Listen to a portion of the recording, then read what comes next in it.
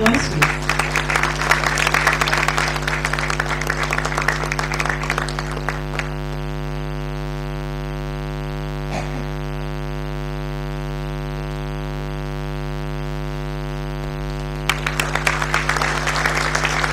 Thank you. It's a pleasure having you here. A little announcement for everyone. In order to enjoy this masterclass, I request each and every one of you to kindly switch off your cell phones or turn them on silent so that you can enjoy this class. Thank you very much. Hello, everybody. Thank you for having me. It's my honor to be invited here to the film festival. And it's really wonderful to be back in India. I was here about 6 years ago. I got here in Rajasthan, and had a time of my life. It was an experience I'll never forget. So I'm very pleased to be back. Thank you. I was going to start off with just a few comments, and then I was going to show some clips. And one thing, I'd rather than me just droning on up here the whole time. If people have questions, please raise your hand. And try not to take much more of a discussion than just me talking all the time. So if you have any questions, okay. I've been very fortunate in my career to work with some amazing directors who are true artists who both love and appreciate the history of cinema.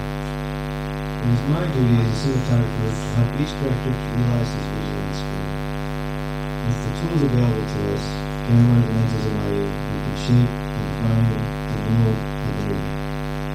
One of the most important things for me is the preparation period, and I can't emphasize that too much.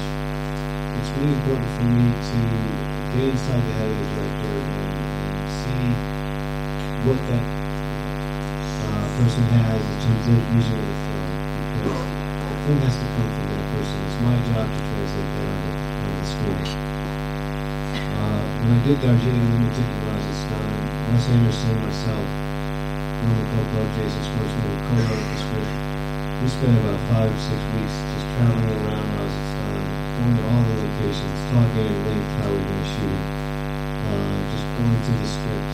And it was a real, for me, I'd never been to India before, and it really gave me an opportunity to not only learn about your country, but it has a whole different rhythm of life here. And I think that's really important to try to understand that and capture that in order to incorporate that somehow into the film. And I hope that we were somewhat successful in doing that. At the Budapest Hotel, Wes and I, Wes lives in Paris, we flew to Prague, we spent time in Czechoslovakia, Poland, Eastern Germany, and spent a lot of time just kind of again doing the same thing we did in India, just getting into the vibe of the country and trying to immerse ourselves in that culture. Many cinematographers, myself included, start out just to make beautiful images. That's how we get inspired us to get into this in the first place. But along the way, I think I realized that honest photography is more important than beautiful photography. I was recently at Camera Homage about a week and a half ago with you, and we awarded the best cinematography to a film called Lion, which was shot in Calcutta, Australia.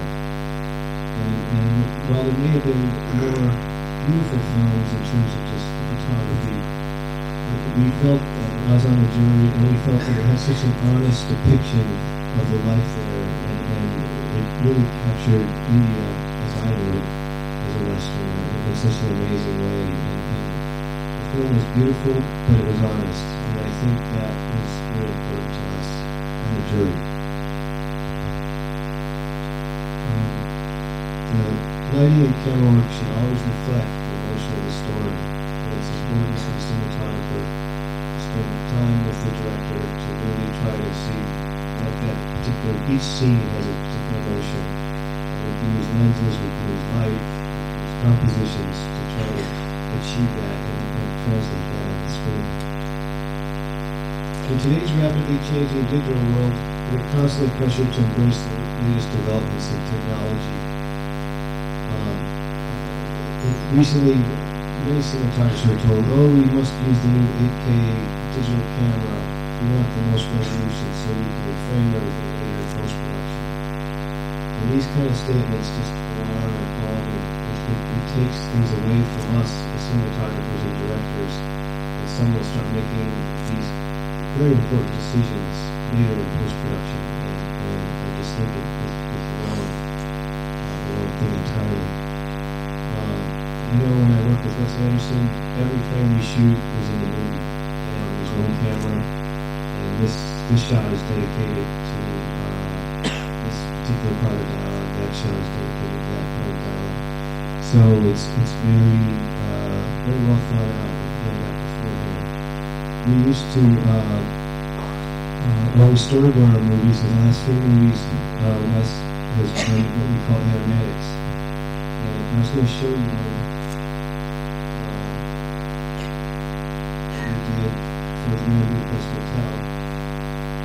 And what I was going to do is show it to you with sound, and then we're going to show it to you again, and I can kind of discuss what you're seeing. So first we'll show it to you with sound.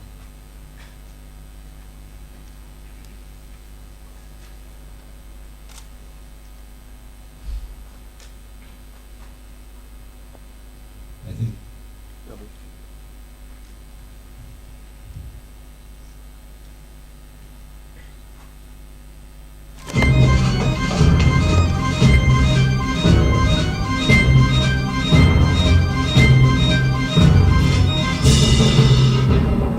Where's boy with apple? None of your goddamn business! I'm gonna blast your candy ass once and for all right now.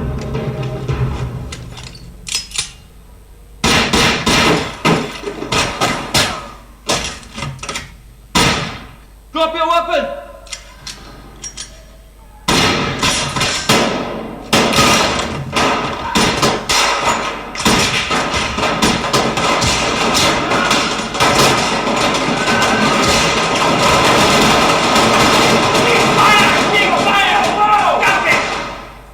Who's shooting who? That's Gustav H., the escaped murderer and art thief. I've got him cornered. That's Dmitry Degov from Taxis. He's responsible for the killing of Deputy Kovacs, Serge X, and his club put his sister plus his own mother. Nobody move. Everybody's under arrest. Who's out the window? Agatha.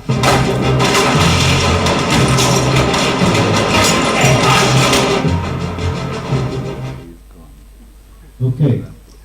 Well, I don't think I have to show that one again, but basically what he does is he does these little animatics, and we take him on his iPad to the set, and whenever we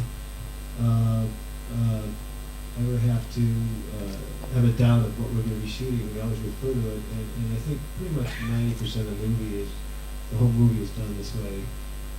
It's very interesting because typically, this one they have the actors' voices put on it, but when we do them, he does all the actors' voices because the actors aren't with us yet, and it's amazing.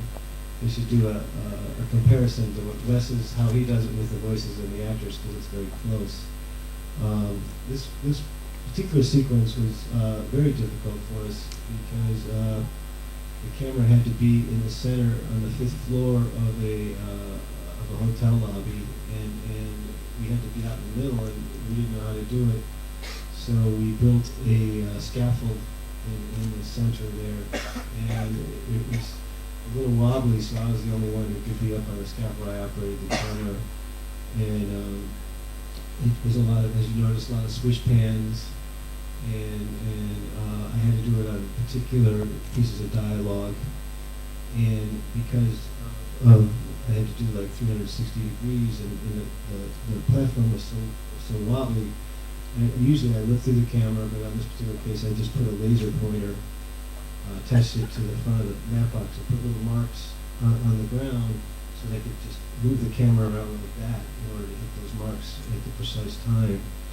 And if you watch the film, you'll see there's a little bit of wobbliness in the shots, just because I'm moving and the old tower is just kind of going like this. And I don't remember how many takes we did, but I just felt so relieved when we finally got it. And West Fed, you got it, so I could come down from there because it's kind of scary. um, every lens has its own particular characteristic.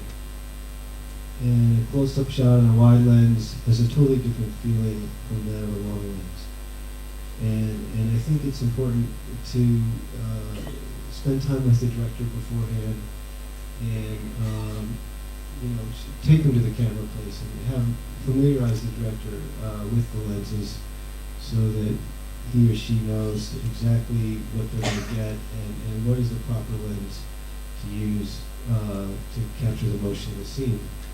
And as you get more experienced, I mean, for me now, I've been doing this a long time, it becomes just a matter of just going with my instincts. Oh, I think this is going to look great on a 50, or maybe I think a 25. And I think, when you're attuned to what the director wants and what the emotion of the scene is, after a while, they'll just automatically plug into your head, and you can make those choices. Particularly with Wes, we use a lot of wide lenses. We always have. When we first started on Bottle Rocket, we were using a 27mm Prima lens, which was a very wide lens, and Wes felt like maybe we should shoot the whole movie on this lens. Yes. Yes, go. Will you be involved during the making of animatics as well? Excuse me? You will be involved in making the animatics as well? The question was, am I involved in making the animatics? What happens is Wes and I and the production designer go to all the sets and locations, and we talk thoroughly what we're going to do, and we make sketches, and then he takes it to someone else who makes the animatic. It's one of his assistants does it, and then Wes looks at it, fine tunes it, and then he releases it to everybody on the film. And so everyone would have a access to the animatic, so they know exactly what we're going to shoot. And what that does is it allows us to be much more precise when we show up on the set.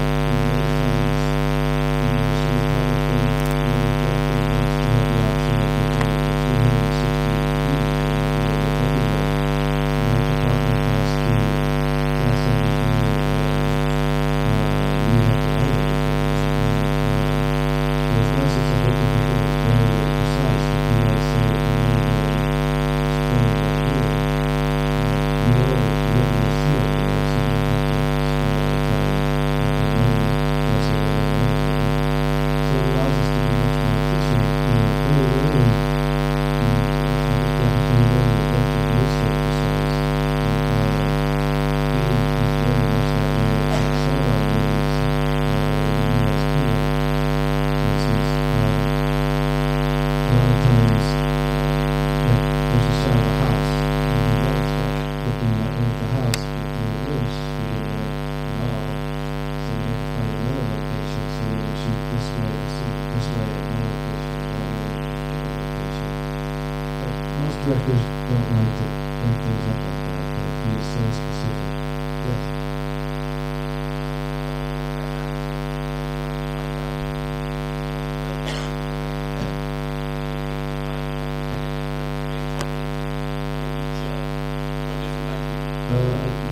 I think the question was, what was the thinking behind using the different aspect ratios for the different time periods? Well, that was something else actually came up with years ago when we were doing Red Tenenbaums. He was thinking about shooting Academy, which is 1:3:3, which is the aspect ratio was doing in the 30s. And at that time, because it was all film projection, we weren't able to do that, so we couldn't do our film projected properly. So we ended up shooting on an oven for 2 hours for pretty much the next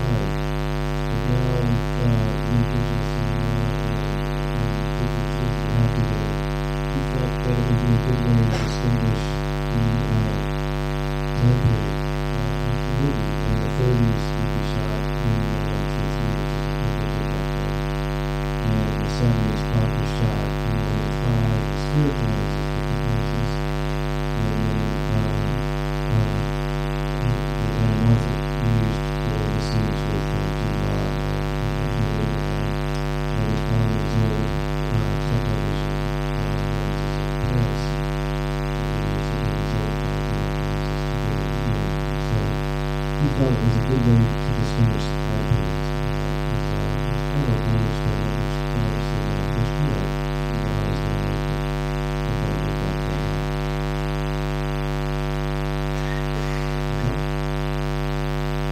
Yes. You had been preparing some film designers and story designers. Have you ever felt the fear going into something non-film you have no doubt. Yeah, I mean, oftentimes, the reality of the situation can force you into doing something differently. Many times with other directors, that is true. With Wes, we kind of stick to it. And we actually, on the scene that we just saw, we like to carry a camera with us all during the cut period. And we actually shot that scene on film with night operator, but we had the ADs and assistants, Wes, and all people who were acting out our parts. And we often will do what we call a pre-shoot. It's not really work properly, but we shoot it on film just to give us that sense of where it's going to end up. With other directors, it often does change. I think it's the process.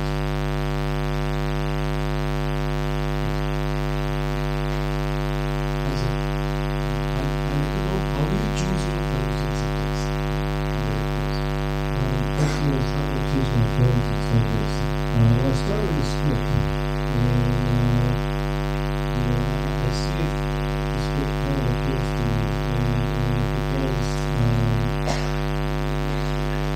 how the whole process starts is somewhere on kind of the day. I send the script to my agent and say, run me in to see if I'm interested. And if I'm interested, then I have a meeting with the director, which usually lasts about an hour. We talk about the script, and we also get to know each other. And it's so important because when you're shooting, you spend 12 hours a day, sometimes more on something like that. In Wesley's situation, he creates a very family atmosphere where we either get a giant house or a small hotel, and all the actors, producers, and myself, we just live there. And every night we go to the party all and have dinner together.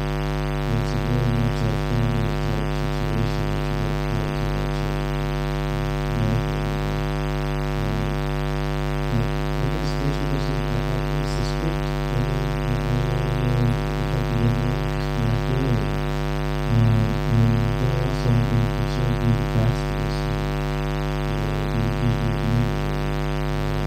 Those people that think that would be in the movie. So start with the script, director, and cast.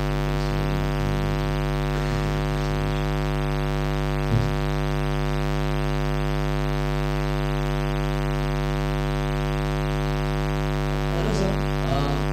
The way you shot motorized camera was using Super 16, right? Yeah. I wanted to know why was it chosen to be shoot Super 16, and the process you had to go on, what type of scan you did, and was the color grading done photochemically or digitally? As in the process of shooting on Super 16, I would like to know. Wes came up with the idea of Super 16 for several reasons. One is he was very much influenced by the facsimile and the freedom of the camera. And he knew that in his woods, he was shooting in the island, and he knew that when you shoot 35mm, you have to film a lot of faces and extremely bulky. So he wanted to just carry a camera around with a couple lenses and be free to just run around with it and do what we wanted. And we felt like 16 was the way to go. We did a lot of tests, and we really liked the way it looked. It had a quality to it that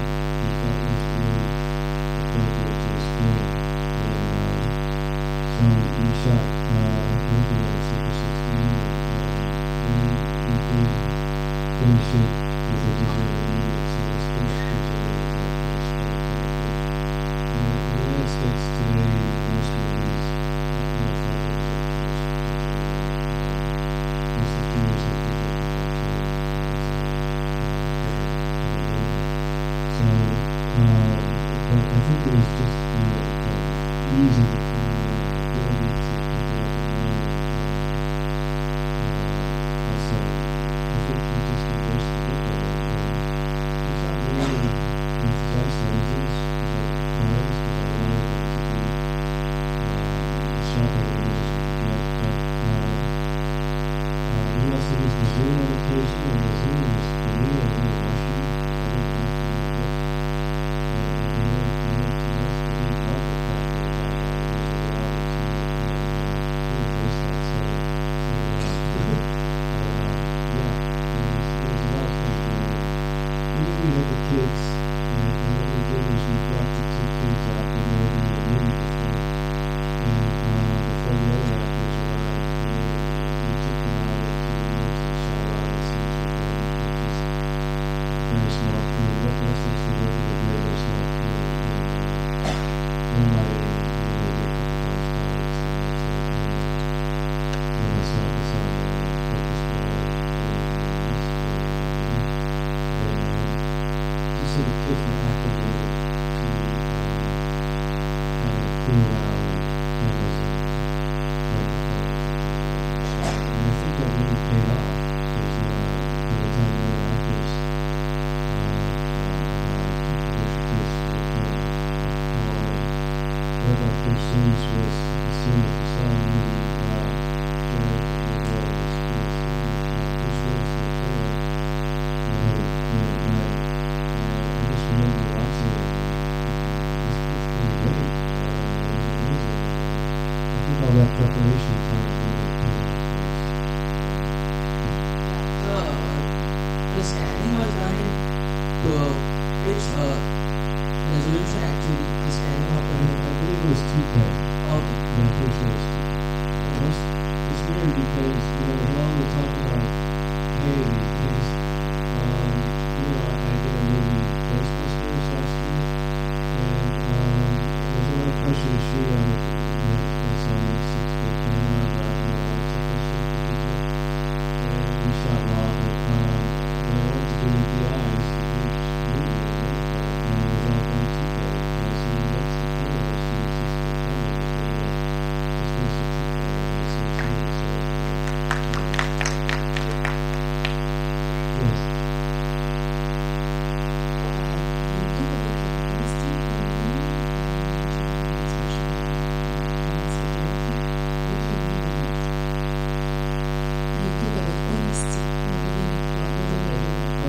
The question is about honesty of photography, and I'm going to kind of reference that movie Maya I just talked about, because to me, like when they shot in Calcutta, a lot of times they just never right, and the tendency of the cinematographer is to hide it,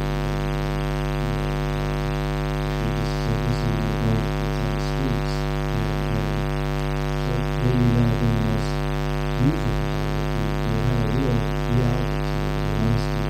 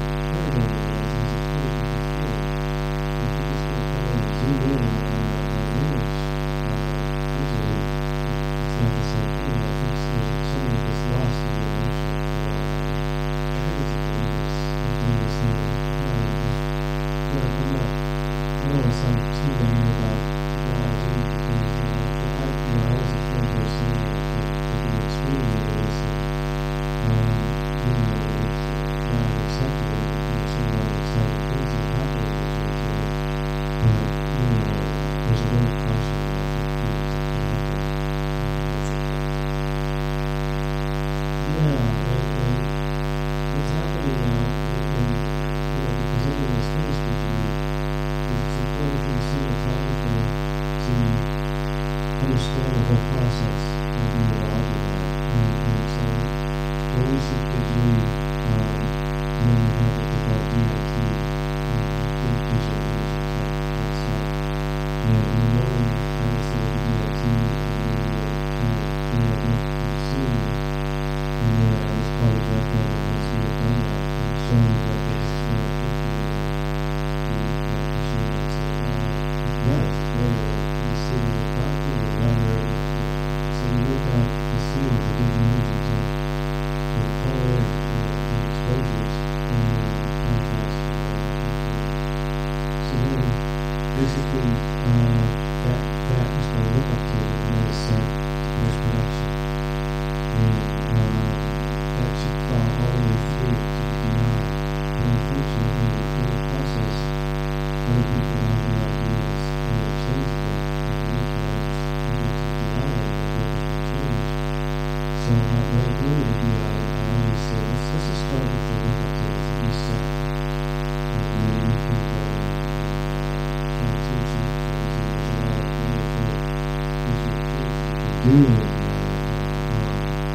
Ghostbusters, for instance, one of the actresses, Leslie Jones, is very dark. And in the old days, we'd have to try to find a light and just kind of put it in the light box and watch it go off. But now what we do is we just overexpose everybody to the light. We find a range from either pink, either pale, just like very dark. We find a place where we can do both. And we really kind of keep telling Leslie's face.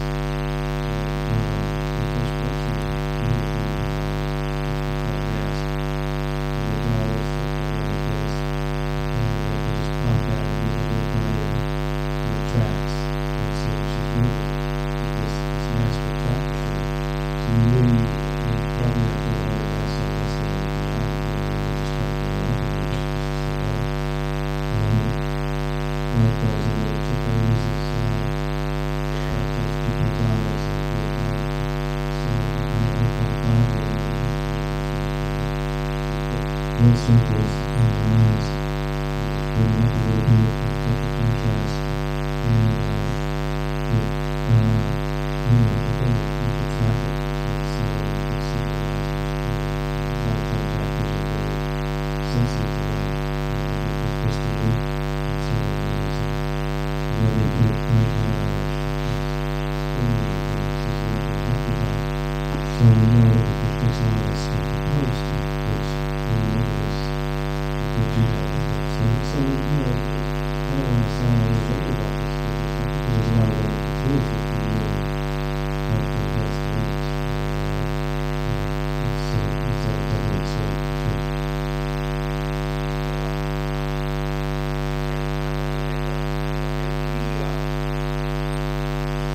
Every cinematographer has a love or a mindful problems, especially when you work with an artist.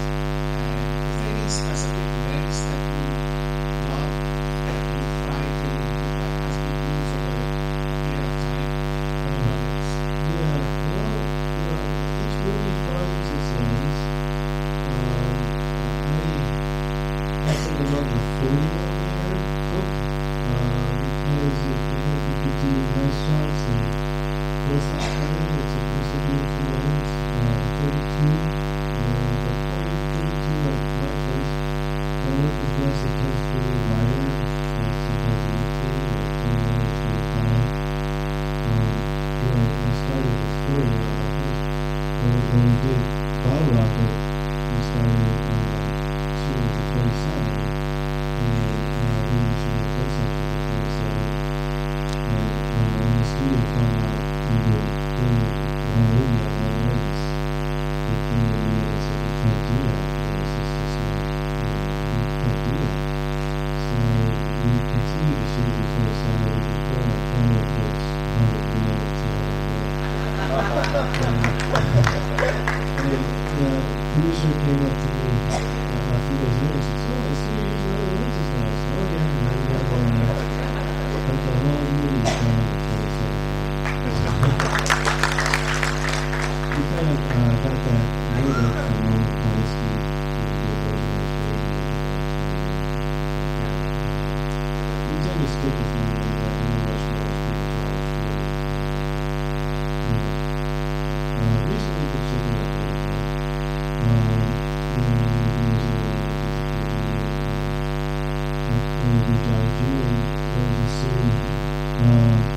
doing things to get out of our cab and in the market.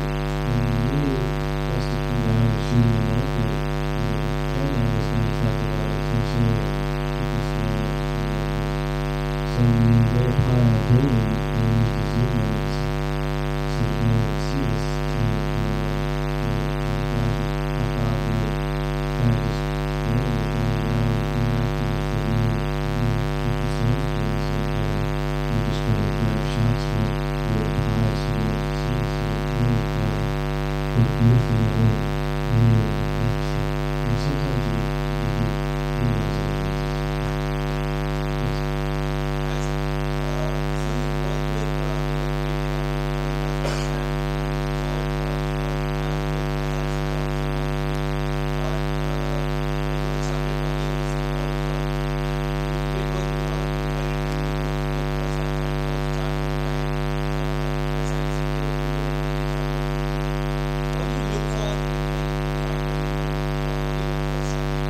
What do you look for in a film as what do you think will show cinematography? Okay. What I look for in a filmmaker. When I met Wes, I had done a series of unsuccessful movies with many filmmakers. That back then in Los Angeles, there were a lot of movies being made in the market for $1 million if they achieved it. And I was not doing any, and one would say this movie's old, I don't want to go again. And I had done several with some really fine people, but the movies turned out badly. So I went to meet Wes, and he was, I think, 25 years old at the time.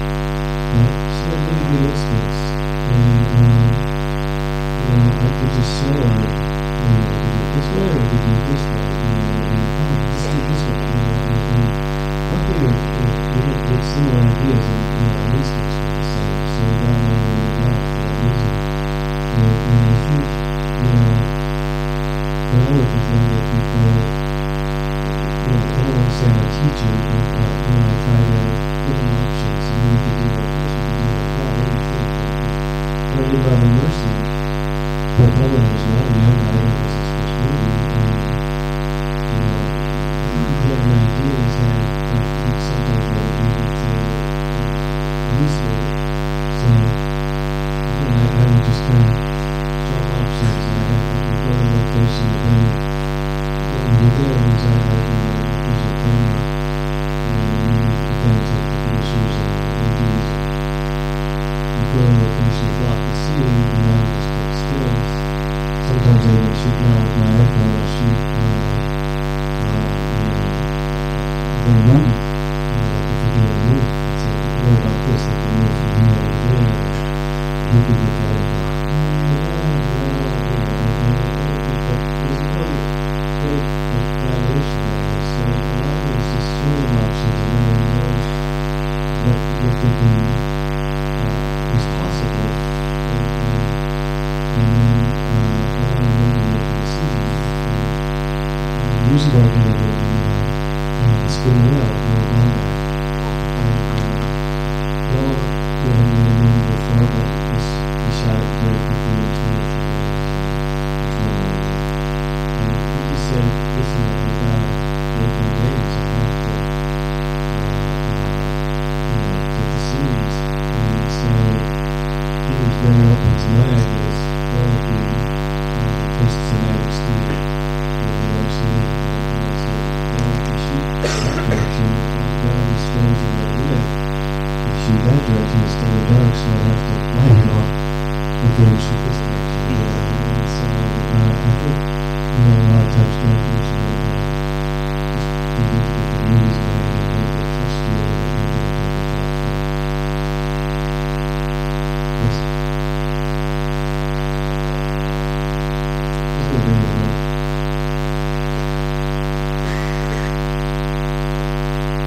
So, most of the times, directors choose which camera and cinematography to use to shoot the book. You can hear me. Yeah, do the directors choose the cameras? Not necessarily just. Most times, directors choose that, and sometimes they give freedom to the cinematographer. And sometimes it depends on the mood of the film and the effective mood of the film. So, my question is, personally, as a cinematographer, what camera do you prefer to choose? What camera are you comfortable with? And why do you choose that over the others? Okay, question, what cameras do I like? I used to shoot upright usually for many years. That's cameras, that's fine.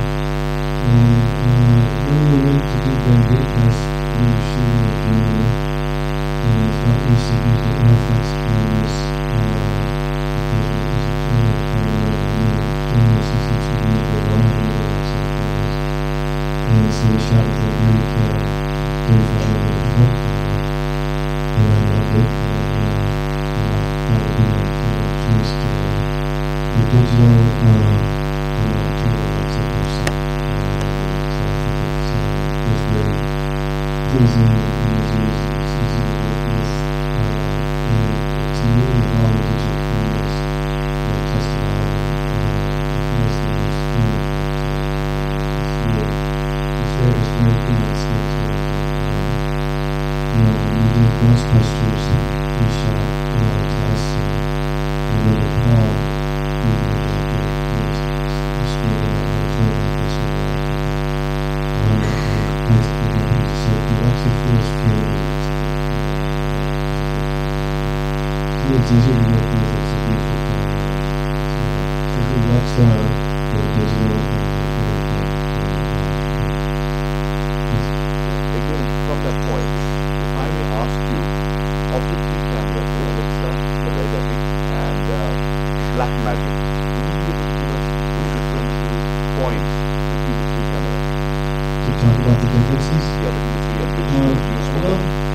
To me, the Red is a little more plastic feeling. It feels more digital than the Alexa. To be honest, I have not shot the Blackmagic. You should choose what's right. There's a lot of people in America do functional in there. There's a lot of directors who do Scott, and they love the Red. But for me, it's just the Alexa.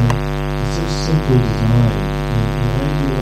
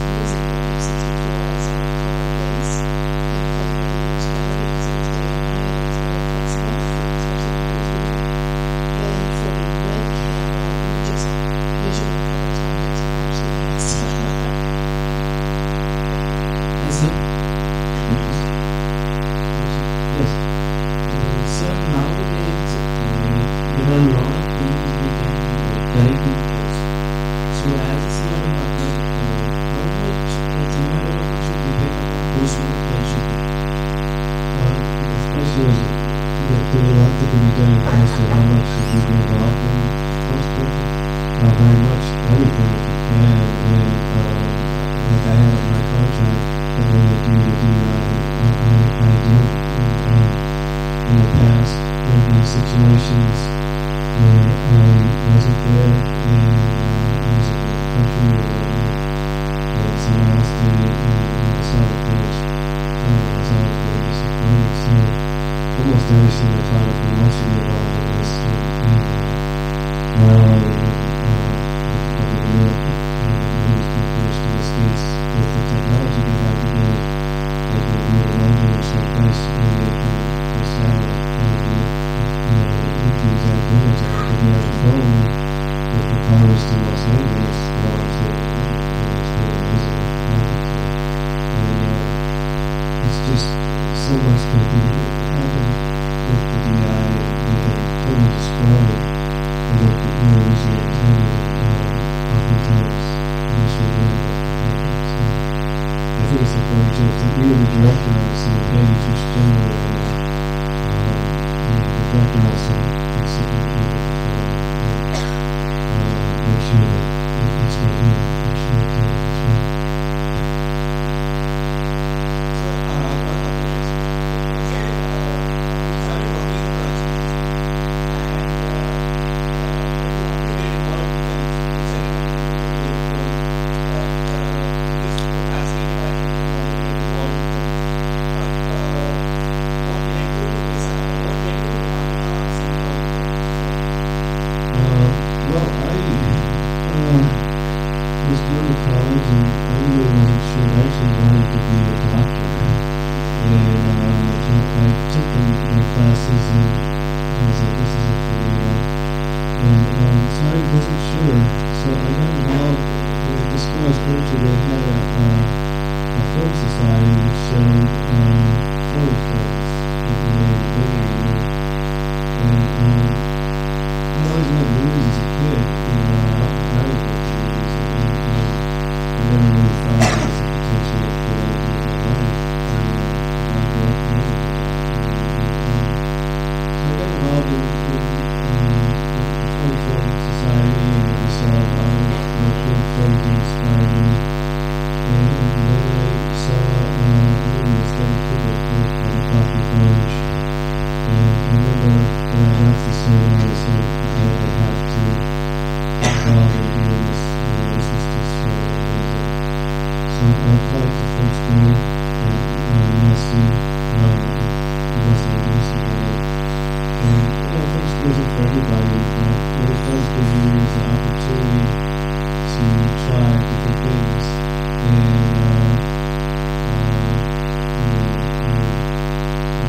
I tried directing, and I felt very self-conscious with the actors I worked with. I felt like I was doing a good job. I loved editing, sound, but cinematography was my true passion. And I'd always wanted still photography. So I started shooting student films, and I found that I was good at it. And we were first film people told me, maybe you should get a student film. So I shot a lot of student films and gradually got into commercials. Actually, my first job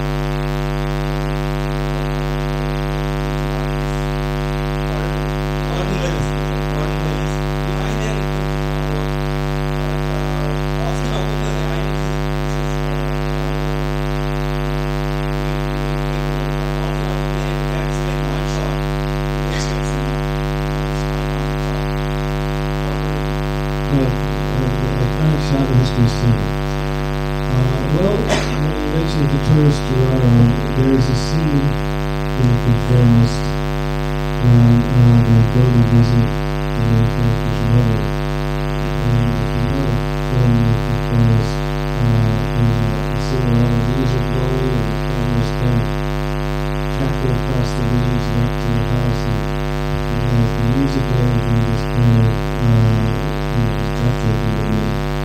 And then the other one that stands out is Lawrence of Arabia, where Omar Sharif is kind of in the lowlands and there's no other place to camera. There's very, very loud. And those two just really have taken my heart. Two great ones.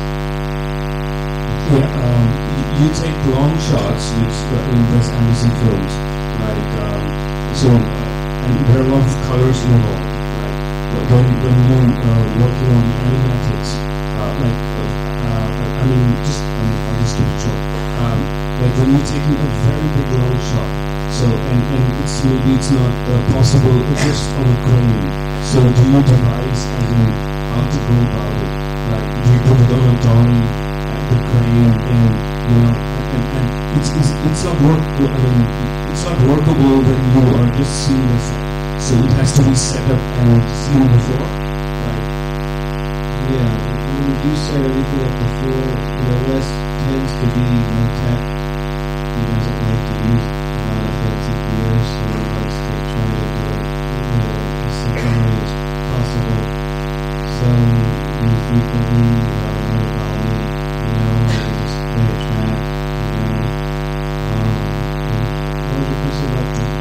It's like when you're planning when different actors who are supposed to come, you have to follow their time, and then move on. It's like it's like a flow, and it's a longer duration than normal shots. Yes. So like gives a precise timing. So respect that. So how do you do it? I just wanted to know because some movements which is not possible in a traditional format of using a crane. Yeah. So like you come out and then again you pan and then you go in and you go out. So it's all most of those are done off dollies, and we may trap if we can, sometimes not. And it's he likes to, as you know, the whip hands, and so we might be trapping back here, and we know that a certain moment down there, and they photograph you, so that after we come in there, we know right when that happens. So it's a lot of kind of rehearsal and working this out beforehand. But Wes does that with the actors, and they're very specific in the marks that they have to hit, and everything is choreographed beforehand. And so I would say very rarely do we use cranes, it's occasionally we do, but most of the time it's dolly. Yeah, and sorry, I know the dolly. The dolly? No, I mean, sometimes. Describe shots. Yeah, no, I mean, sometimes Wes will describe something to me that he wants to do, and my initial reaction is that's impossible. But somehow we always find a way to do it. But most of it's just dollies. And like the colors, like when you shot Darjeeling Limited, have you been like using the same kind of blocks even for this? Like when you mentioned you used the 21 and typically wider lenses, but we use actually our crew is Indian crew. I don't know if you know Sanjay Sani. Sanjay, I've done 3 movies with Sanjay. He's a humorist in Nigerian. They're in Budapest, and we had a rickshaw dolly, and on Darjeeling we did a lot of shots off the rickshaw dolly. People running from springs and things. And Sanjay is an amazing athlete. He was a boxer. He was on the Indian rugby team, I think. And he would be pulling me along, and I'd be sitting there on a rickshaw. Really kind of simple way of doing things, but that's how Wes likes to work. Sorry. Yeah, go ahead. And it's like when you are like first time using your actors, and there's so much of background, and in contrast, every character has been assigned a particular costume. So do you use the iPhone to kind of figure out initially? With the app that the app that lets you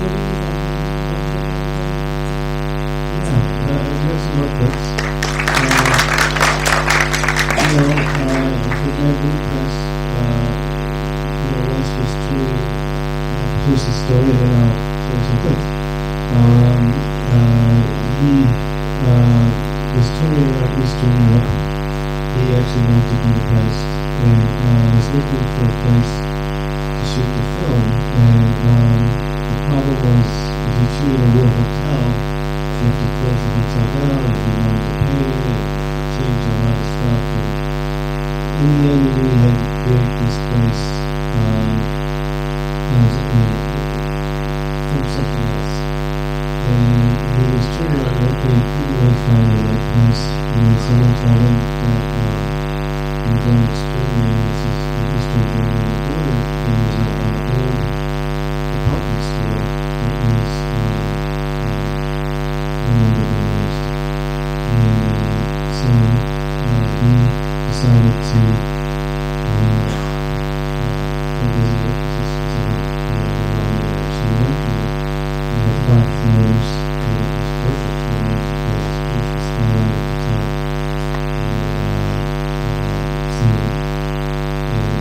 The whole town of Glen Germany had never been gone by World War II, and it had all these beautiful old locations.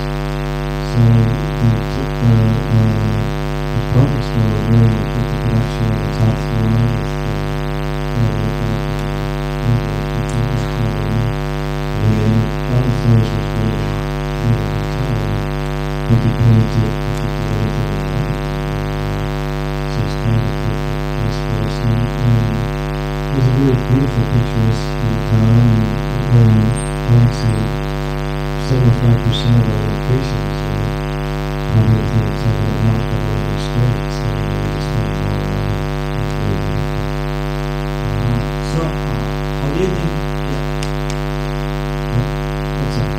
How do you think starting to practice with so many things, regardless of the output you get, the time frame, the slow process, how they mold you as an artist in the early stage?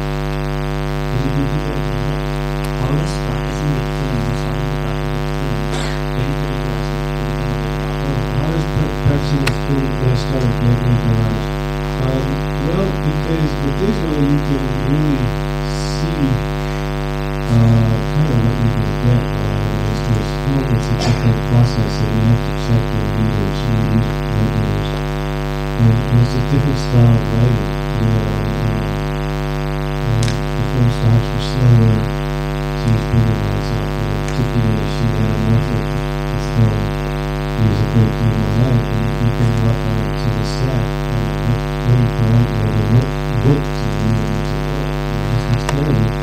But if you trust your reader, it'll look beautiful on the film. So it teaches you a discipline with writing that I don't think people who work digitally have that discipline. Also, when you shot film, I think people respected the processing more, because the room was valuable, and it's late, everyone was focusing on the scene, everyone was very focused on what you're doing.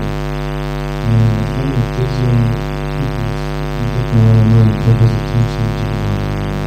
It's not, I just think there's something special that people are focusing on, and somehow it gets translated. I think we kind of lost that. I was going to, I'll take a second here, show you some clips from a movie that wasn't digital. His name is Love and Mercy. Kind of a dark movie about Bonnie Wilson and the Beach Boys. And this was a film that when I first started, they wanted to shoot digitally, and I felt very strongly that it should be filmed, and kind of talked about it with the help of the director. And then I took another step, and I said I want to shoot all my 1960s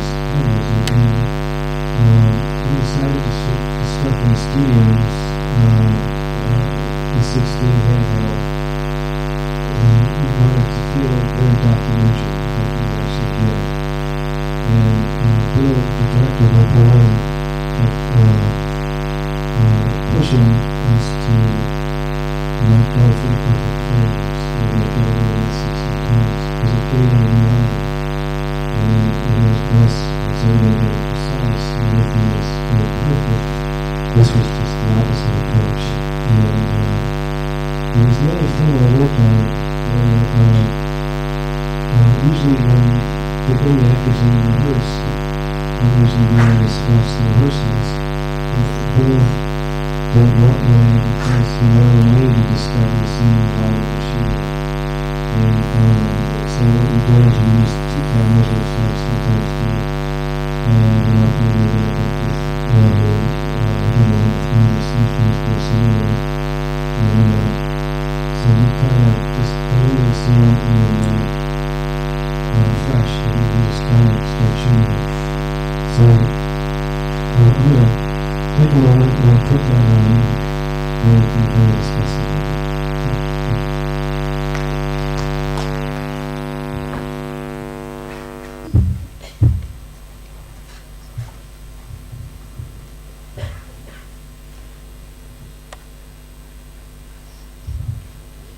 This isn't my computer and it needs the passcode. So can you come down? I'm sorry. I can't get on. His password.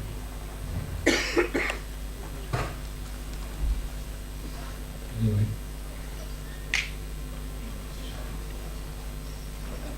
I might even start with the title scene, which I wasn't intending, just so you can kind of see that we started creating some stock footage and into some of the footage that we used, we shot with our actors. And so in order to do that effectively, the 16-minute file is the way to go.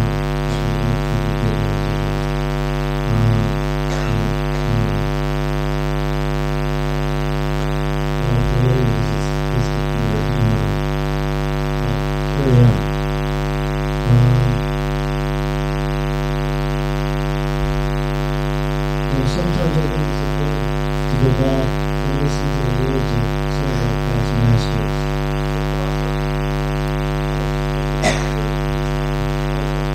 Well, we'll do this.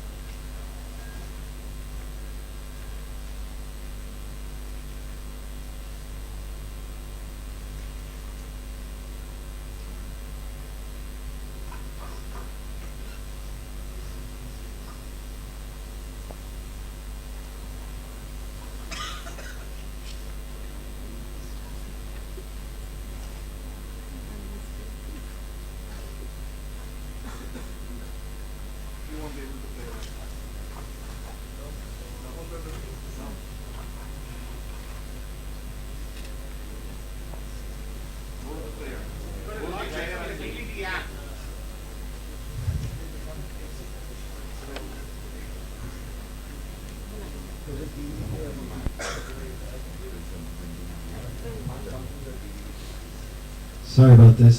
We'll just take a second.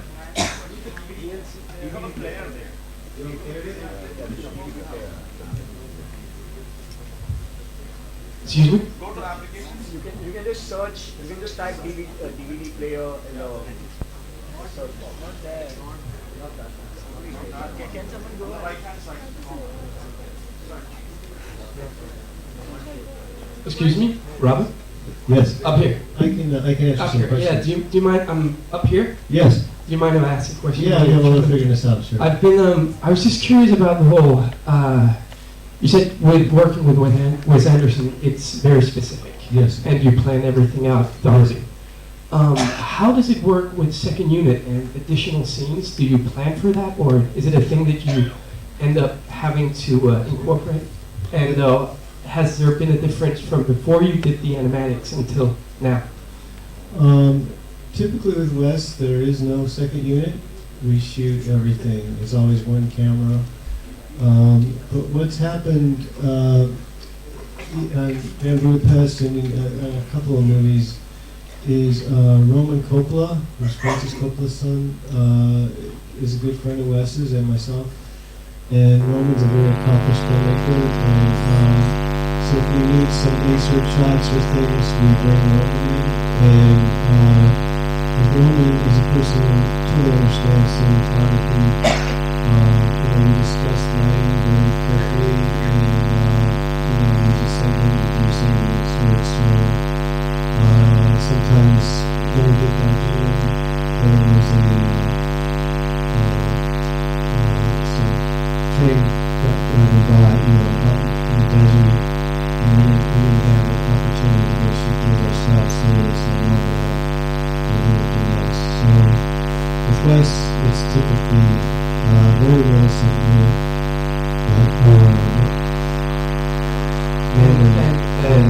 and what about, I guess my question was more about additional scenes after the fact.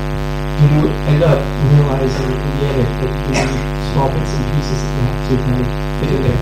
Typically, Wes go to the editing room every day after work and look at what the others do. Yeoman on the weekends, Saturday, Sunday, Wes spends his entire time in the editing room. And occasionally he might want to grab a shot. So it's almost always done during principal photography. One place, there's a couple of shots that they added in post, and we hired a cinematographer in London to do those. But generally, everything is done live in the unit. It's very difficult for that. And with the actors, the locations, and everything. And he is very involved in post-production of the scene. And while we're shooting, he's looking for cuts constantly, spending a lot of time with the editors, seeing that's what he's doing. So his movies are generally put together pretty quickly after we finish shooting because they can cut it all along and he knows exactly what it is. Great, thank you. Yes. Excuse me? Sir.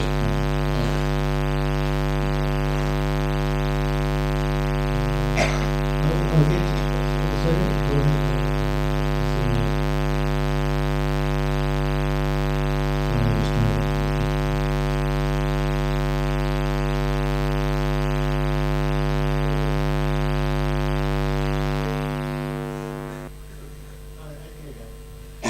Go ahead and ask while I figure this out. Yeah.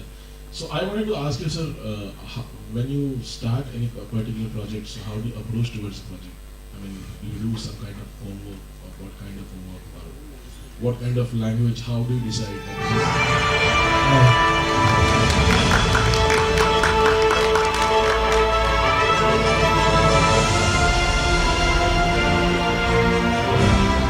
I'll get to your question. Sure. I'm going to try to skip through some of this so we get to where we want to go. Isn't happening.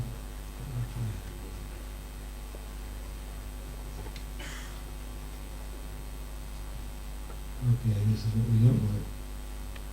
Previews.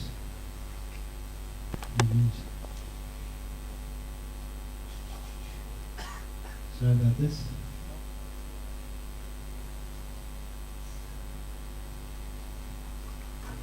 I was sitting in a crummy room.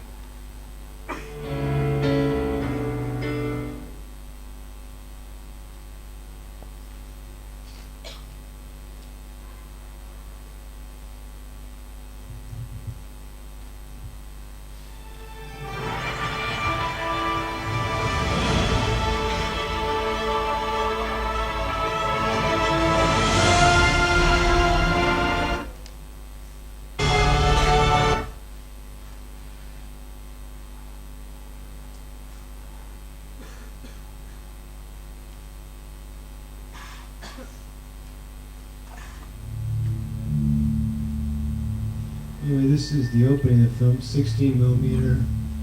I used one light, and it kind of gives a feeling. Sometimes it scares me to think where it's coming from, Like, there's someone else inside there, not me. Oh. What if I lose it and never get it back? What would I do then?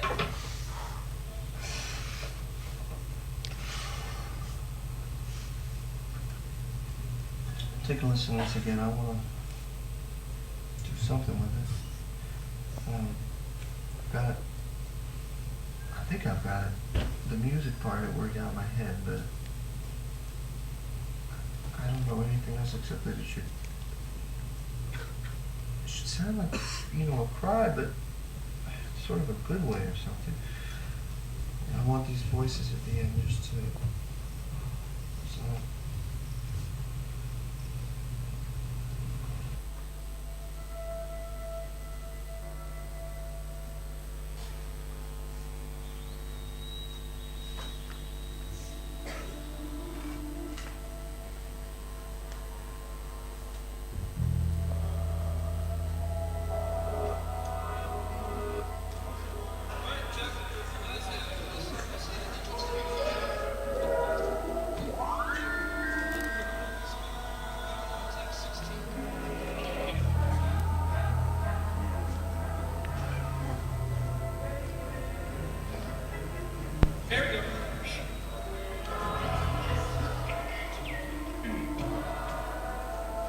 I'm losing the whole record.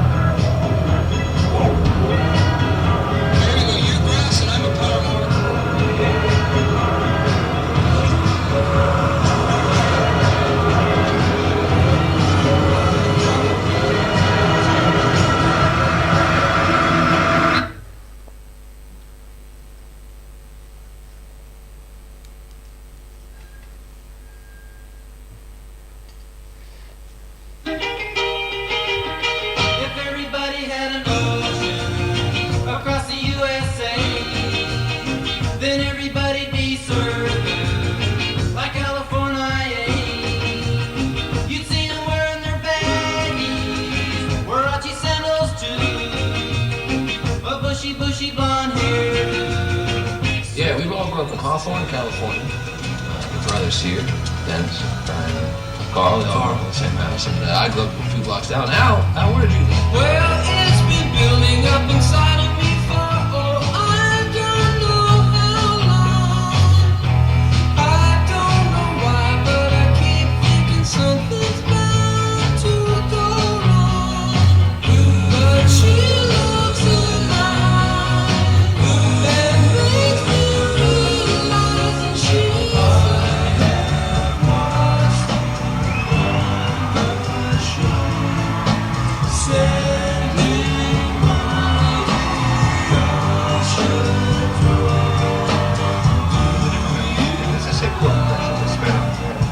So my part in the chorus against the band alternates with the intro back in the new melody. Just gets around. Round, round, get around, I get around, yeah, get around, round, round, I get around.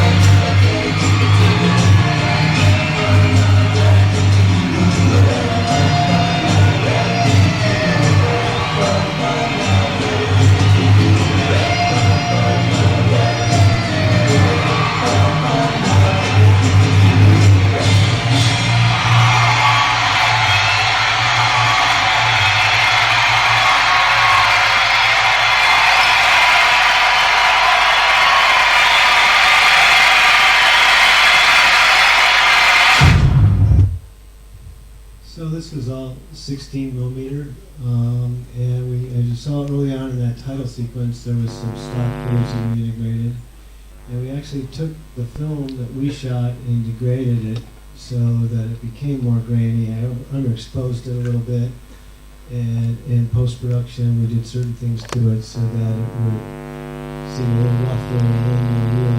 I feel like it kind of set up the movie in such a way that we kind of accepted the Beach Boys and we kind of were drawn into their world, which I felt very strongly was much more realistic than if we had shot it more cleanly and digitally. I'm going to show one other scene from the film. You will see it's very different than almost every scene we did. But it's much more appropriate to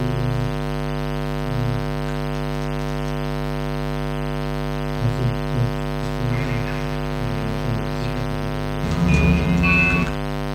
Demonstration, please. Do you remember it?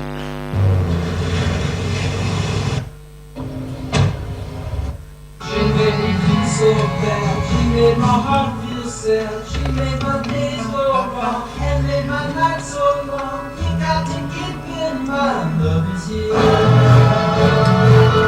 Today is gone. Tomorrow is here and gone so bad.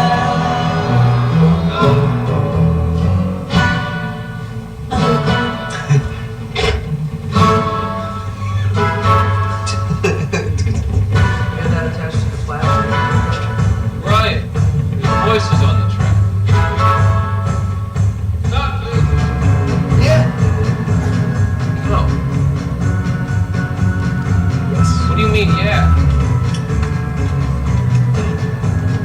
Well, I mean, yeah, I left them in. I like it. You're listening here. You left him in? Voices, the talking in your head, that's part of the song? It's part of the music. Just like all the other instruments we're using, it's all part of it. Play in the studio. Play the studio.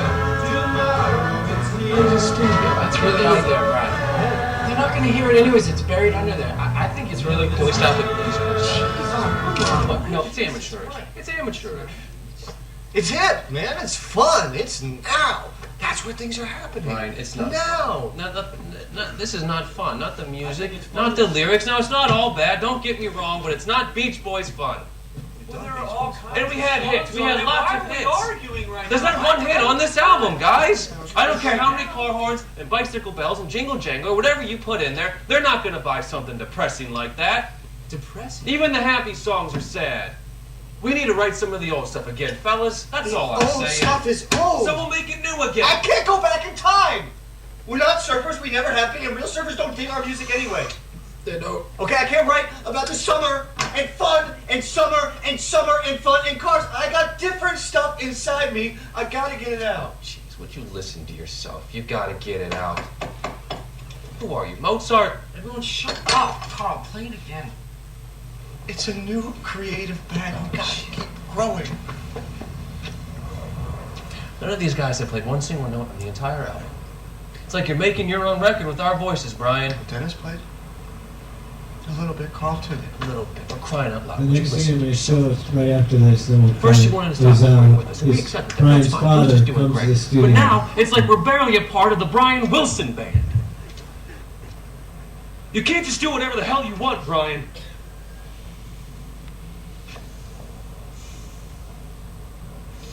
Well, the other guys might not say this, but you are letting us down. You stop thinking about yourself for 2 seconds, you might realize that.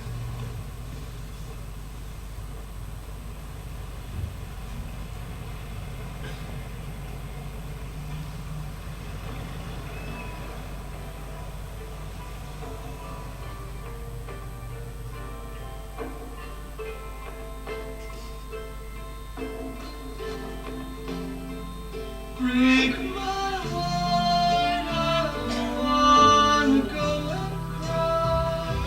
It's so sad to watch a sweet thing die. Oh, Caroline.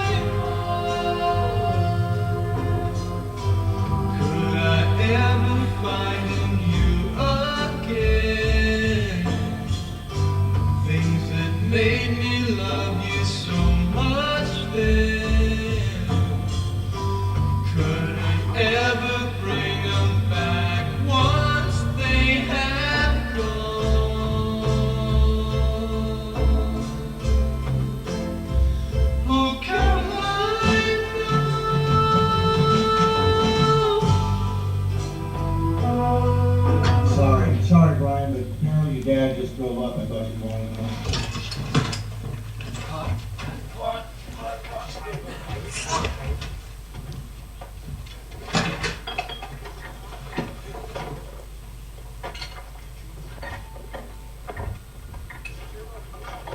Boys. Hey.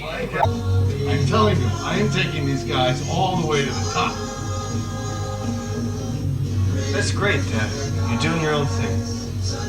Chuck, let me know when we're ready for the next thing. Sure, bud. Brian, come back here. Listen to what a gold record sounds like.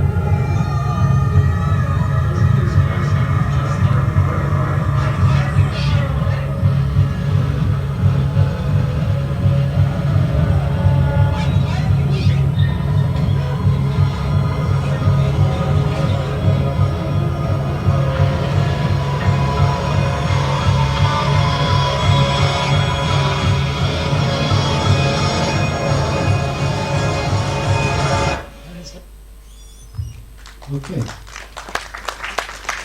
So, as you can see, very, very different things in the how we shot the studio scenes, as I was describing before, was two cameras, and again, we had no idea where the camera would be, just kind of shot in a documentary fashion. And as I said, Bill, the director really pushed us to go for kind of awkward frames. We wanted to feel more spontaneous. So when the question came up earlier about artist photography, this is kind of an example of that. You know, the feel of fit the mood of the story. Whereas if we shot this like a Wes Anderson movie, we would feel really good. Any questions about this particular? Yes. This I'll wait and talk about it. What? I'll wait and talk about it later. It's not about this film.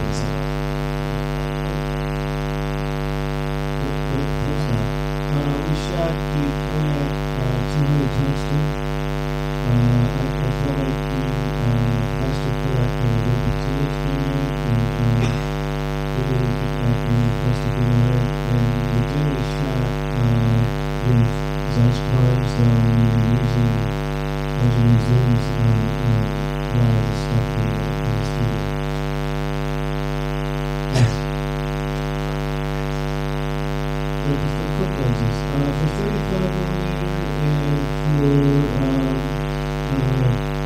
for the next one, I like the quick lenses, the quick S4s.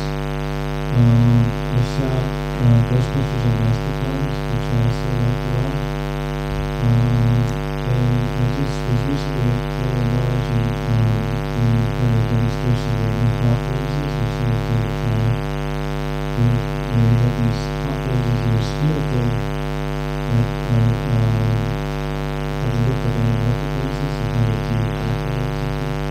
So I was going to do some tests with those as well. But typically I use the correct frame. Yeah, similarly, sir, I wanted to ask you about the same.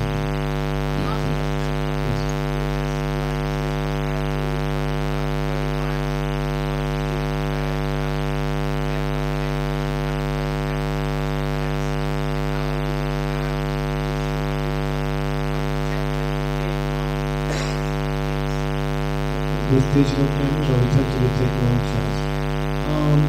Not necessarily the shots, but I know directors will want that the camera, and so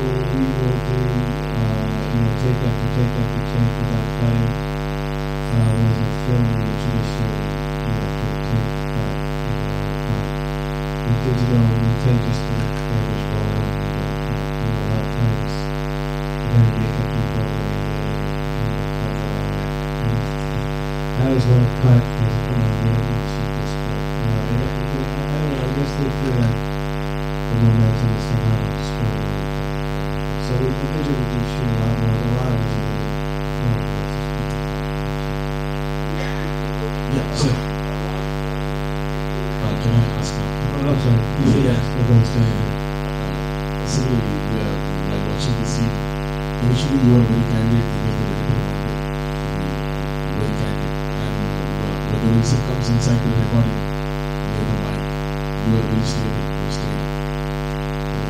So when he was at the microphone, on the camera. Yes.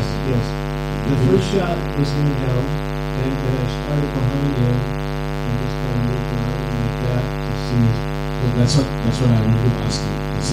The same question before we started the screening. Do you do any particular? I mean, how do you approach towards a project? How do you decide that this is going to be my language? This is how I'm going to approach towards this film.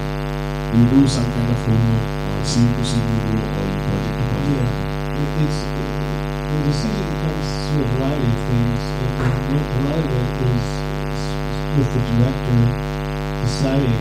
And on this particular film, Bill and I both felt to give it reality in the studio, a handheld approach was best. Whereas with Russ, they do need handheld shots sometimes. Many times he likes everything to be very precise. So, on the dolly, that's what I wanted to ask you. When you read the script, how do you decide? I mean, this is how I'm going to approach towards this scene. This is how I'm going to write this.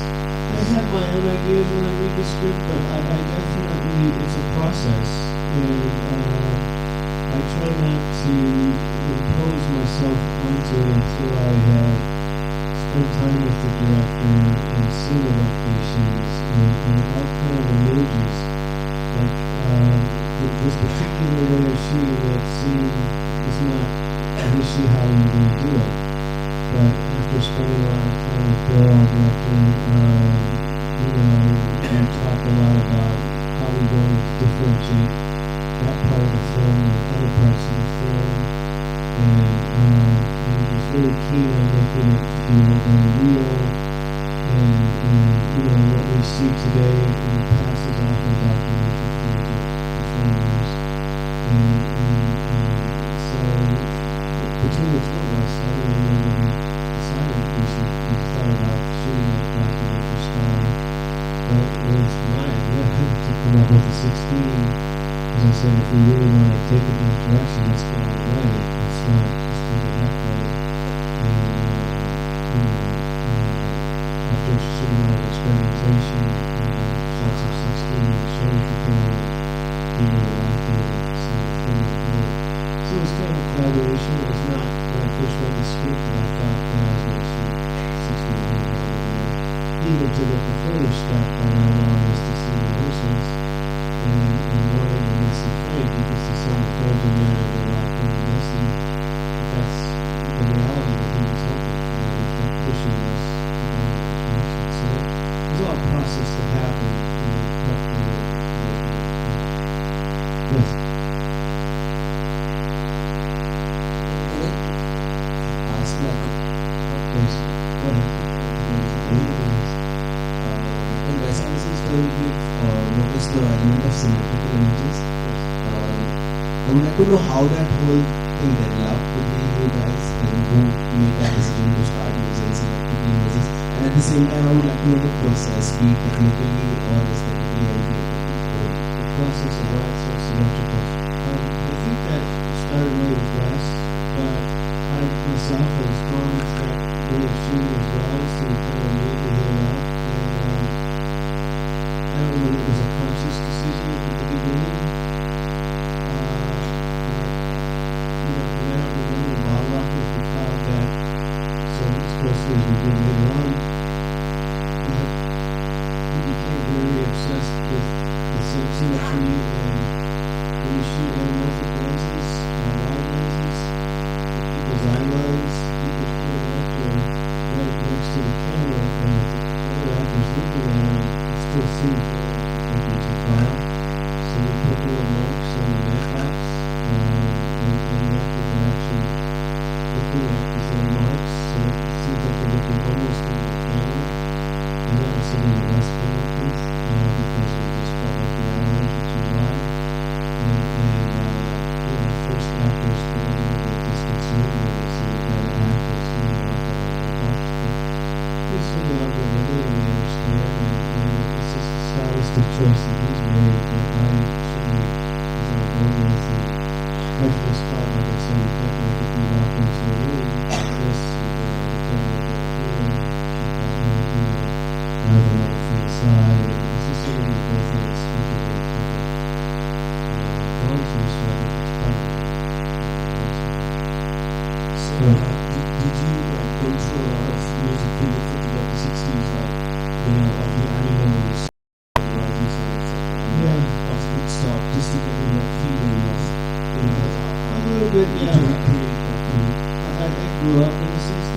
I remember that time very well, and we did a fair amount of research. There was documentaries about the Beach Boys that we watched, and their film was on MTV.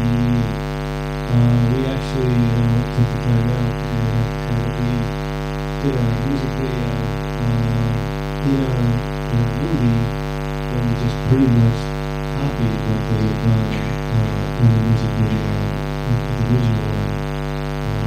So we did a lot of research. And actually, Brian himself was one of the producers of the film, and he came down to the set a few times.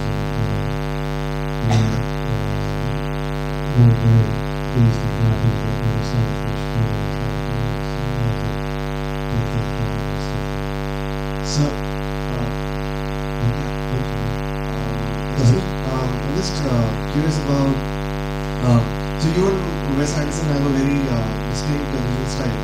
When I see a Wes Anderson movie, when I see a movie that he made, I know that he shot it so distinctive visual language. So and you've done a lot of movies together. So what's that conversation like? Do you ever think that there's a style that you need to maintain with every film? And is there a need to, like, how do you evolve while being in the parameters of that style? How do you keep it fresh? And what's that conversation like when you're approaching a new movie? Wes, he does have his kind of trademarks, the symmetry and the whip pans and the long dollies, and so I know that going in, and sometimes he might say he wants to take it in a different direction, but typically we kind of go back to that. That's how he sees his world and constructs his world.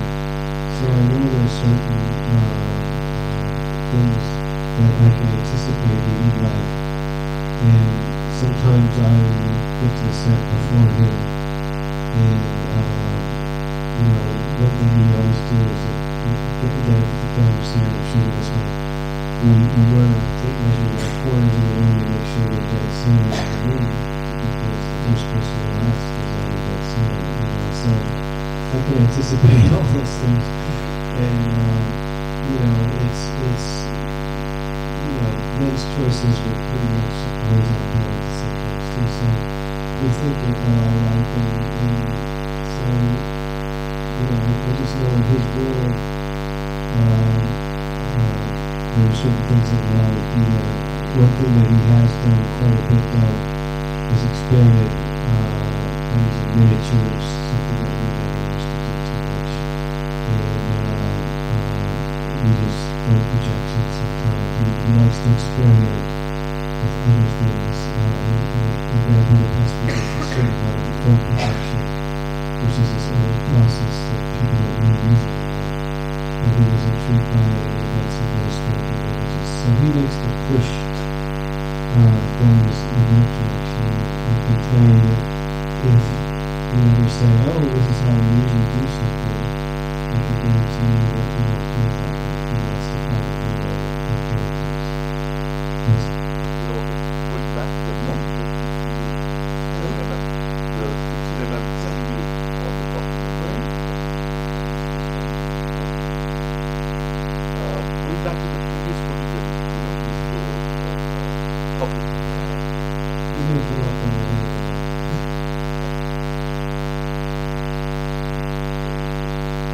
Could you just share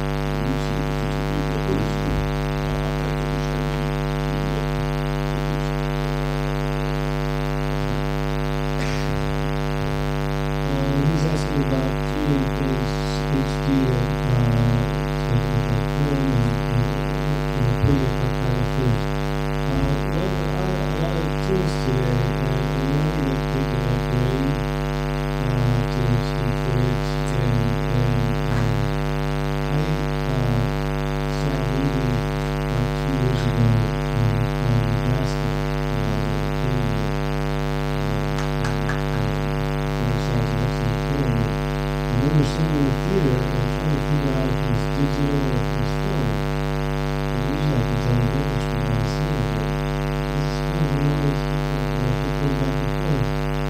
And afterwards I read about it, and I found it lucky.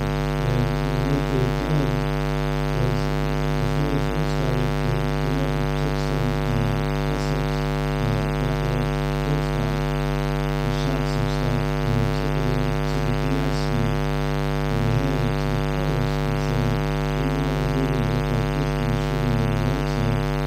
So by contrast, by playing with the gaps, by adding grain, they achieved a look which, for me, I couldn't tell. I mean, it's going to the video.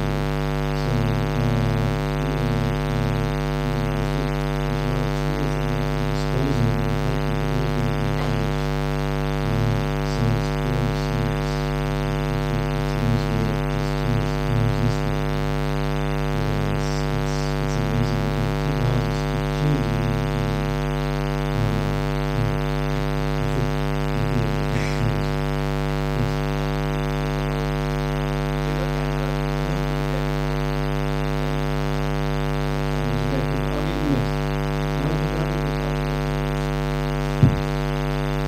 Also, the gentleman in the booth, if he could come down, I was going to have set up my next live copy.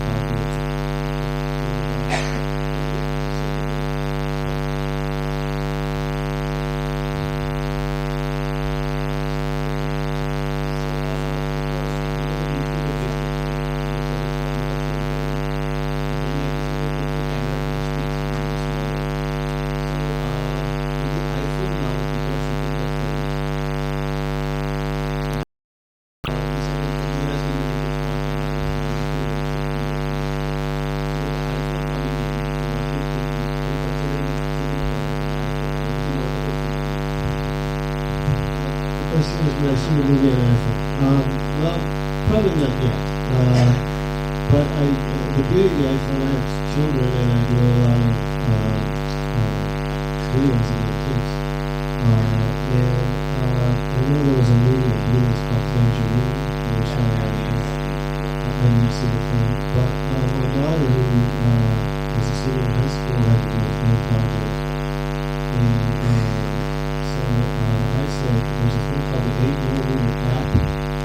It's, if you don't have it, I think it's like $5.99. And you can choose, it recreates exactly what this gentleman was saying. Old film, black and white film, and it has 70s look. And it's a pretty good app to have. And so I suggested it's a shoot of student film on iPhone with the 8mm app and black and white. And it was a story of a young boy who loses his parent. It's not a violent one when I think about it. He gets on a train and loses his parents and gets lost in Los Angeles. We went to that train there. And gets lost in a station. And I know that when you're shooting in Los Angeles with a camera, in a particular train station, people come and they don't want to have a camera, and they think it's some sort of harassment. So I said, with the iPhone, you're invisible. No one knows what you're doing.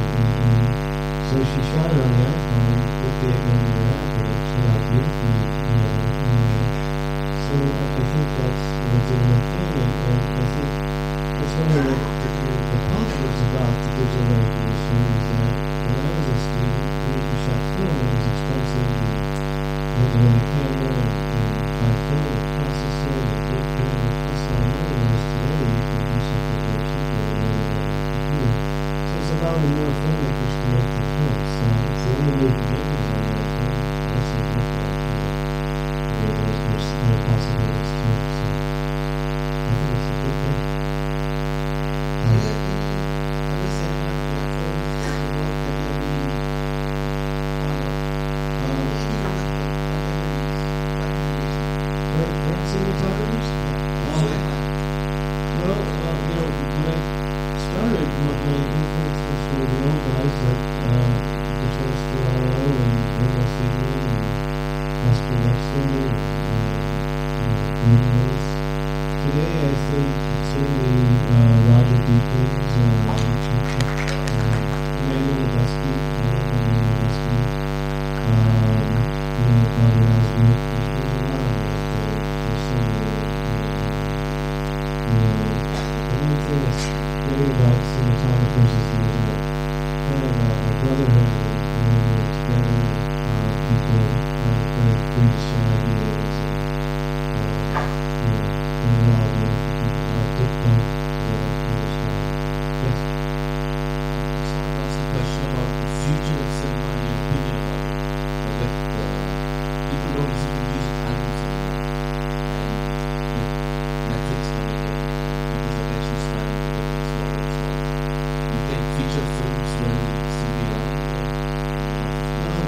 so. I mean, I know that there's a big push towards virtual reality right now, and I think, when you see people wearing the goggles that are, 360 degrees, but I'm kind of old school. I love the cinema on my own. I don't like 3D. I think,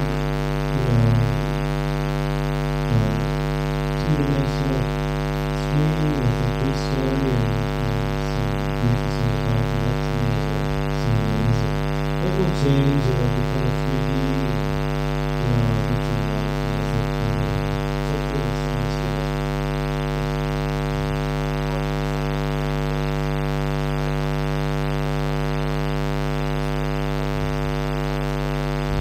how we put logic work on film. I think it's a combination of pre-production and certainly with us we do a tremendous amount of testing, and so that when we start shooting we get kind of zeroed in on what the film should look like.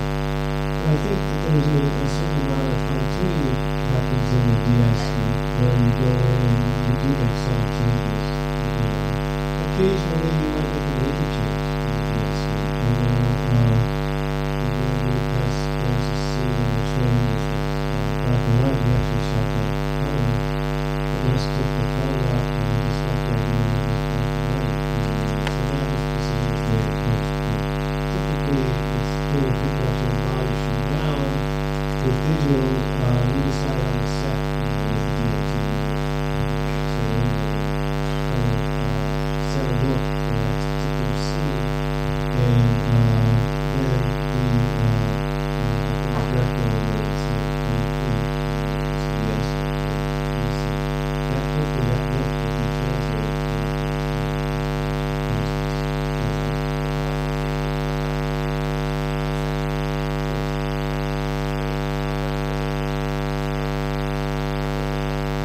I think talking about the high saturation and budgeting. I mean, one thing about India is the color. Everything here is just so intense. And the light, the color. I tell people in America and in India, everything is dialed up to 11. The sound, everything. There's an energy here that I think doesn't exist anywhere else in the world. And I think that Les wanted to somehow help capture that visually by accentuating the colors and really layering, really oversaturating it just because things here are very intense. If you live here, you know that. It's definitely true. Yeah, Robert, yeah. I just have a very important question for myself actually. I'm about to shoot a movie on a Super 16mm. As you said, it's all about the discipline, and though you can replicate the look in digital, it's not exactly like the grain of 16-bit moves towards light, like a different light. So I wanted to know, like, the movie you showed us, there was a shot in the beginning where it's low light, right? Yes. It's very low light, and when it's low light, there's no being visible. But when it's correctly exposed, there's a middle gray part where the gray moves. So I wanted to know the exact way to expose Super 16. And some people say you have to always expose the highlights and then pull it down or something like that. But I want an image which is completely flat, probably exposed, but I want some of the grain to move. Well, if you wanted to add more grain, oftentimes you push the film stop, or you underexpose it when you're shooting it, and then push it. Yeah, you can underexpose it and stop and pull it up, and that'll bring more grain to it, and you'll see that kind of grain that I think you're describing is underexposing it and stop. So if the exposure should be 5/6, shoot at 8 or something, and so that, whenever you do something like this, if you have the ability to do a quick test beforehand and go to the lab, and then you can really fine-tune and sit with the colors and fine-tune what you're going for. I mean, I can't overestimate the importance of testing too much, it's really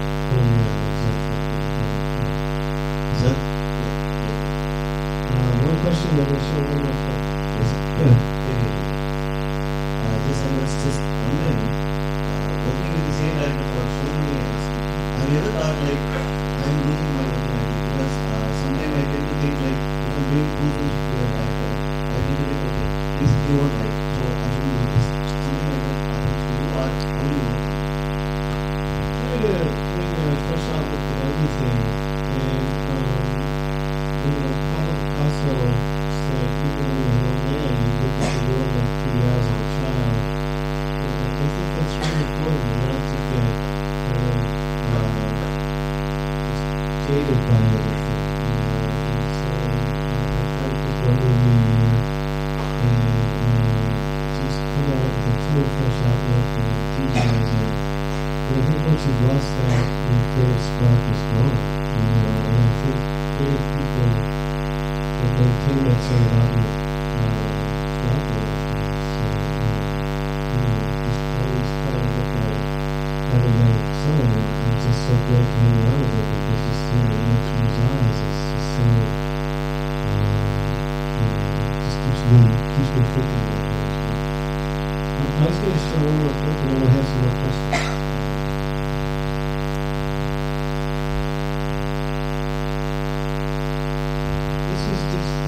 Opening to Monroe's Kingdom, and you were talking about tracking shots, and we found a house in Rhode Island that we really liked, but unfortunately the house wasn't good enough to do the shots we wanted, so we built this on a stage. I'm going to try to zip through these.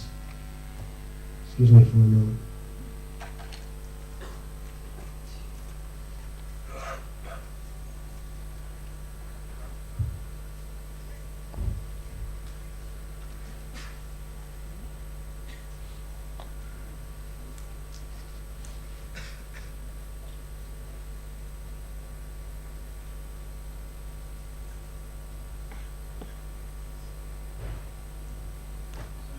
Just skipping through these previews.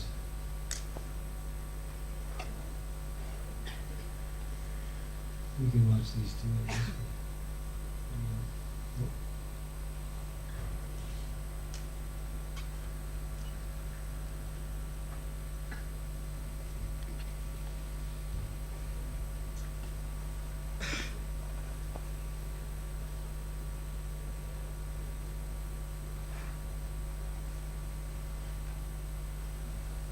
So this is the opening, and so we constructed this all on stage, and these are the long tracks that people were asking me about earlier.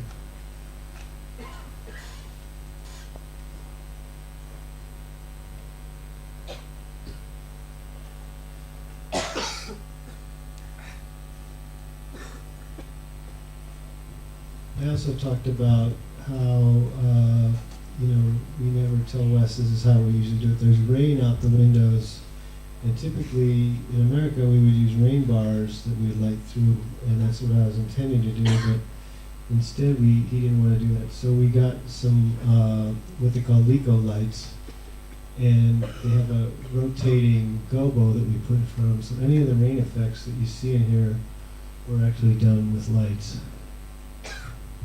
Should start in a second.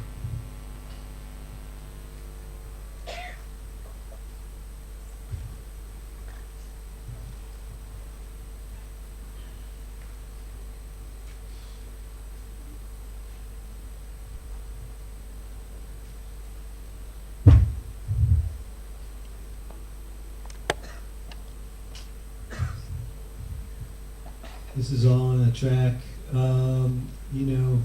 That rain effect you see out the window. Very soft lighting, just to feel very natural. And this is kind of introducing the house where all the people live.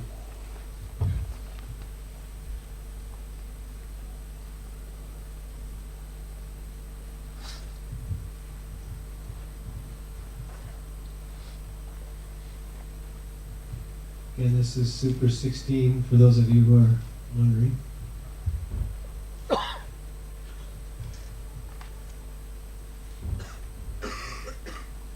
That was just a swish pan. We're at the end of the track, and then I'm going to take a swish pan over to the girl coming down the steps.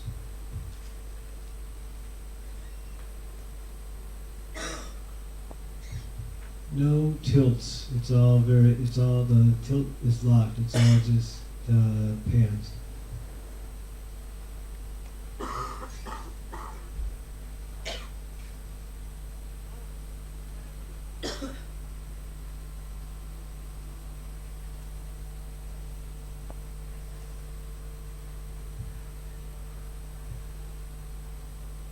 This was done off a Zoom that was combined with some special effects work that allowed them to get this far out into the water.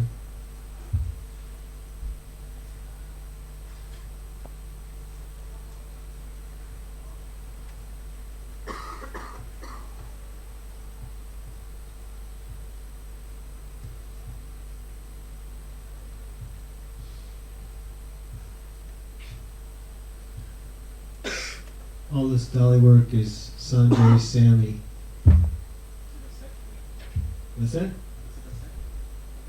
This is all built. Yep, everything was built here.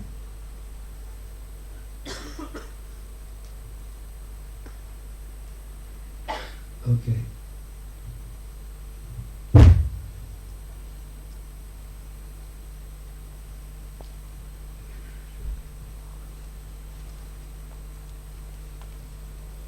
It's almost ready. It's finished, but apparently we have to wrap up. I had some more clips. So anyway, anybody while we're watching this, any questions? Anybody want questions? Are the characters lit up by the film lights that you use inside the set, like the balls and Yeah, I do a lot of what we call Japanese Chinese lanterns, very soft fill lights, and sometimes we hear something just above on the camera, but this was just a straight pull back on the ground. But yeah, it's very, very kind of simple lighting. We try to keep it as, that's the house, the real house. You can see all those moves which were supposed to take place in there would never have happened there. So we decided to do them. So